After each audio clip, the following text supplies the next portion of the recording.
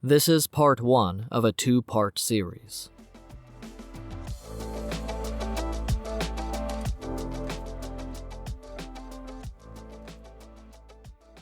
Manshu Detachment 731, usually referred to as Unit 731, a secret human experimentation camp, is difficult to reconcile with any measure of science, politics, or human development, and is definitively lacking in any respect or consideration for universal human rights. 3,607 Japanese personnel are officially listed as working at that site, and at least 3,000 prisoners died from direct experimentation with biological and chemical weapons, cold weather and pressure tests, and vivisections. Up to 400,000 people died overall due to biological and chemical weapons tests and attacks carried out by Unit 731.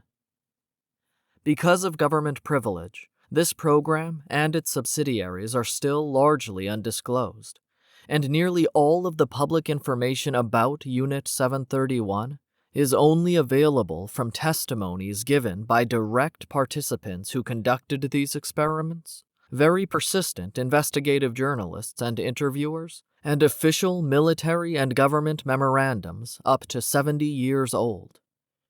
In the United States, World War II occurred from 1941 to 1945. For Europe, the starting line is pushed back to 1939. For most of East Asia, the first battles of what would become known as World War II sits much further back, during an onslaught of Japanese imperialism that began in 1931 and lasted until 1945, rife with incursions, battles, and horrific war crimes. To discreetly inaugurate their intent to conquer, in 1931, the Japanese government conducted a false flag attack on their own railway station in Mukden, northeast China, also broadly known as Manchuria. A Japanese infantryman detonated dynamite near a railway line, although it was such a small amount of dynamite that the train track was still intact after the explosion. The Japanese Imperial Army, who had conducted this attack, publicly blamed China and launched a full-scale invasion against China that lasted for 14 years, until the end of World War II.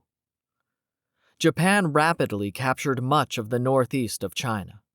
In 1932, Dr. Shiro Ishii, an Imperial Japanese Army researcher, was given command of the Japanese Army Epidemic Prevention Research Laboratory, the official designation for activities conducted by Unit 731.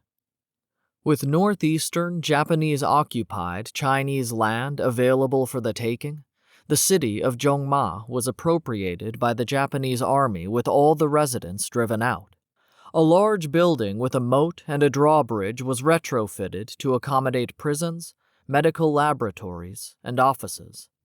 Known human experimentation at Zhongma Fortress consisted of draining the prisoners of their blood over several days, depriving prisoners of food, or water, or both, infecting prisoners with diseases like the bubonic plague, and, at least in one case, vivisection, a dissection that occurs while the subject is still alive.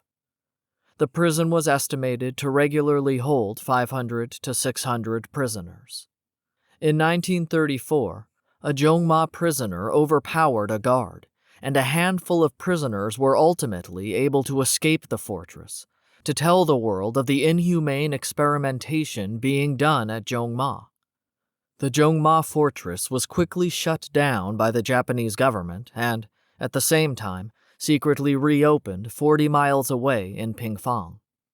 The new site that continued and expanded these human experiments was under the command of Unit 731. Those held in detention at Unit 731 were prisoners of war, political prisoners, the physically disabled, petty criminals, or any unlucky passers-by in the region.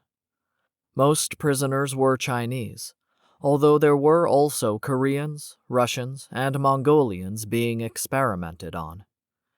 To study disease progression without treatment, prisoners were told that they were being given vaccines while actually being injected with syphilis, gonorrhea, anthrax, tetanus, dysentery, tularemia, smallpox, botulism, meningococcus, salmonella, tick encephalitis, the bubonic plague, cholera, tuberculosis, and dozens of other diseases.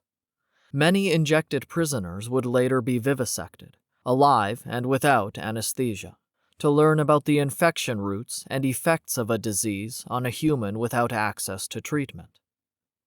The bubonic plague was determined to be the most effective agent for biological warfare and was produced in great quantities at Unit 731. Prisoners were commonly referred to as logs, as in this quote from a Unit 731 surgeon. Quote, "I inserted the scalpel directly into the log's neck and opened the chest. At first there was a terrible scream, but the voice soon fell silent." End quote. Unit 731 desired a vast dispersion of biological weapons. Upon explosion, however, conventional bombs had too much heat and pressure that could destroy the biological weapons they wanted to employ. So, Unit 731 developed and used ceramic bombs filled with plague-infected fleas to test on their prisoners. The prisoners were tied to wooden stakes in a field, wearing an iron shield and helmet so that the bomb blasts would not kill them, but instead the warfare agents inside the bombs would be allowed to infect the prisoners. Thick balloons were also developed that would be able to carry these diseases and toxins across oceans to other countries. Operation PX, developed by Shiro Ishii and the lead scientists at Unit 731, was a plan to drop biological agents on American soil, and was thought of to be a good plan by everyone except Yoshijiro Umezu, who scrapped the plan on the same day it was finalized, March 26, 1945, and asserted that, quote, "If bacteriological warfare is conducted, it will grow from the dimensions of war between Japan and America to an endless battle of humanity against bacteria. Japan will earn the derision of the world." End quote. Given the proximity to Russia, a powerful opponent that would need to be dealt with if Japanese imperialism was to succeed, and the Japanese army having suffered from frostbite invading the north of China, Yoshimura Hisato was given the task of researching cold weather effects on humans. Some prisoners were taken outside and exposed to freezing temperatures in winter. Others were put into an in-house freezer at Unit 731, so that frostbite experiments could be conducted year-round. Prisoners were tied up, and water repeatedly poured over their hands, arms, legs, and feet until hitting the limbs with a club resulted in a dull thunk. That sound told the scientists the person's limb had frozen through. Sometimes the ice would be chipped off, and more water would be poured on the limbs. Various treatments were then applied to the frozen limb until gangrene infected the limb and it fell off, or the prisoner died. Okawa Fukumatsu performed live vivisections on countless humans. After the war, Fukumatsu was awarded a saber in recognition of his vivisection work. As to his work, Fukumatsu said he was ordered to perform the vivisections, was denied food if he did not perform vivisections, and that, quote, "I gradually became numb. I operated on 2 people a day, and that increased to 5 people a day as my assignment went on." End quote. Fetuses and children were also the subjects of various experiments at Unit 731. Yoshimura Hisato used a 3-month-old baby in a frostbite test.